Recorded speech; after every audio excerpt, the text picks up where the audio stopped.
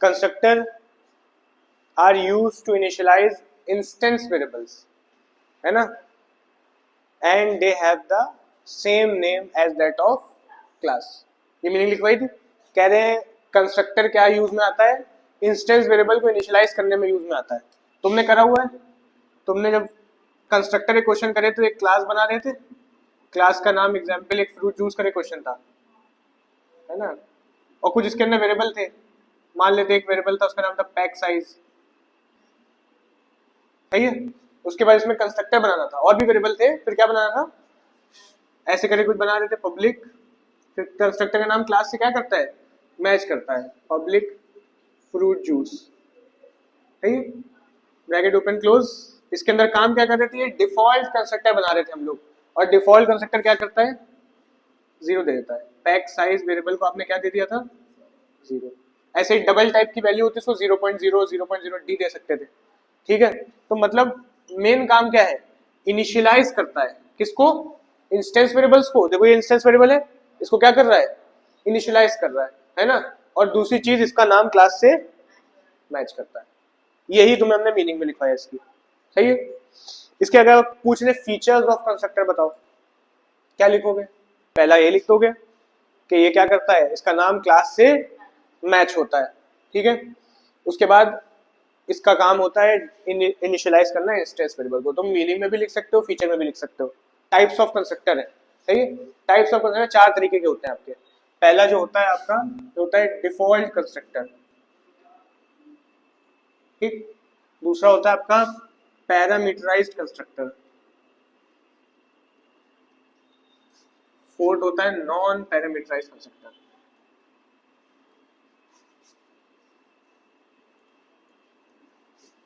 Fourth है copy constructor. देख लो, हम तुम्हें एग्जाम्पल समझा दे रहे हैं, मेन तुम्हें समझनी है 3 है, इसकी डेफिनेशन ही तुम्हें याद रखनी है, इसके अलावा कुछ नहीं है।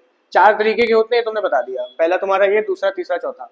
ये डिफॉल्ट कंस्ट्रक्टर क्या होते हैं, वैसे हमने वहां बनाया भी हुआ है, पर फिर हम बना रहे हैं। यहाँ पे मान लो कोई क्लास है और क्लास का नाम है ऐड, सही है। यहाँ पे वेरिएबल है, उसका नाम क्या है, आईएनटी। कंस्ट्रक्टर बनाया आपने, public add bracket open close, यहाँ ब्रैकेट खुला, ए को क्या दे दिया, 0। क्या है ये, डिफॉल्ट कंस्ट्रक्टर। डिफॉल्ट वैल्यू देने में ही काम आता है, ठीक है। पैरामीटराइज्ड कंस्ट्रक्टर, ये क्या होंगे, मान लो फिर से तुमने एक क्लास बनाई, क्लास को नाम दिया ऐड, ब्रैकेट खोला, वेरिएबल लिया, वेरिएबल का नाम है ए, ठीक है। कंस्ट्रक्टर बनाया पब्लिक ऐड, और यहाँ पे ना कुछ वैल्यू पड़ी हुई, मान लो आईएनटी एक्स, और तुमने क्या करा, ए को दे दिया क्या, parameterised constructor.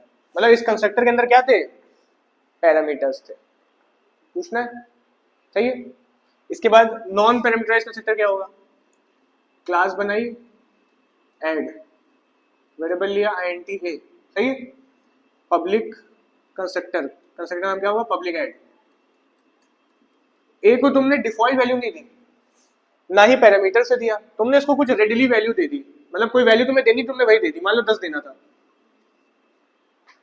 Non parameterised constructor, ये डिफॉल्ट वैल्यू की होता है, ये पैरामीटर असाइन करने के लिए होता है, और ये कुछ रेडी वैल्यू देने के लिए होता है। कॉपी कंस्ट्रक्टर की मीनिंग याद करनी है, इसके अलावा इसमें कुछ नहीं। लिखा हुआ default constructor, a constructor that is used to initialize the instance variable with default initial values, सही है, is known as default constructor. When no constructor is defined in a program, the compiler creates a constructor on its own. अगर तुमने constructor नहीं बनाया तो compiler अपने आप से क्या कर लेता है, बना लेता है, और डिफॉल्ट वाला बनाता है, ठीक। इसके बाद पैरामीटराइज्ड कंस्ट्रक्टर क्या होंगे, a function with the same name as that of class can be used to initialize the instance variable of the object with the values provided through parameter list. कह रहे हैं पैरामीटर लिस्ट में कुछ value provide कराई गई है, उसको initialise करने के लिए पैरामीटराइज्ड कंस्ट्रक्टर इस्तेमाल होता है, ठीक है। नॉन पैरामीटराइज्ड क्या होंगे, a constructor which initialize the instance variable of an object with definite values readily available within it is known as non parameterised constructor. ऐसे कंस्ट्रक्टर जो वेरिएबल्स को रेडी वैल्यू प्रोवाइड करा रहे हैं, रेडी वैल्यू प्रोवाइड कर रहे हैं मतलब क्या, आपको कुछ अभी यहाँ 0 देते हो, है ना, इसके बाद कुछ इनपुट लेते हो आगे, तो 0 हट के नई वैल्यू आ जाती है। यहाँ पे अब इनपुट नहीं लेना है, 10 ही देना था हमको, उसको हमने यही क्या दे दिया, 10 दे दिया। यहाँ पे दो बार काम हो रहा था, 0 दिया उसके बाद कुछ इनपुट आ गया, यहाँ पे एक बार में काम खत्म। तो रेडी वैल्यू देने के लिए काम में आता है नॉन पैरामीटराइज्ड कंस्ट्रक्टर। अच्छा, कंस्ट्रक्टर कब कॉल होता है? कंस्ट्रक्टर को कॉल तो करते नहीं हो, तुम पब्लिक स्टैटिक वॉइड मेन बनाते हो, है ना। उसके बाद तुम ऑब्जेक्ट बनाते हो। ऑब्जेक्ट कैसे बनता है? मान लो ऐड है तो बनाओगे add ob equals to new add, सही है ना। और यहाँ पे फंक्शन कॉल करना स्टार्ट कर देते हो, मान लो ओबी डॉट इनपुट। फंक्शंस को कॉल कर रहे हो, कंस्ट्रक्टर को क्यों नहीं कॉल कर रहे हो? जब तुम ऑब्जेक्ट बनाते हो ना तो कंस्ट्रक्टर ऑटोमेटिकली कॉल हो जाता है, सही है। अच्छा, डिफॉल्ट भी ऑटोमेटिक हो जाएगा, ये भी ऑटोमेटिक हो जाएगा और ये भी ऑटोमेटिक हो जाएगा। लेकिन जब ये वाला कंस्ट्रक्टर तुम्हारा बना होगा ना, तो ये देखो कुछ पैरामीटर मांग रहा है, तो ऑब्जेक्ट बनाते समय तुम्हें इसकी वैल्यू भेजनी पड़ेगी, क्योंकि जब तुम ऑब्जेक्ट बनाओगे ये ऑटोमेटिक कॉल हो जाएगा। और कभी भी कोई चीज कॉल हो रही है और तुमसे वैल्यू मांग रही है, तो तुम्हें क्या करनी पड़ती है? भेजनी पड़ती है।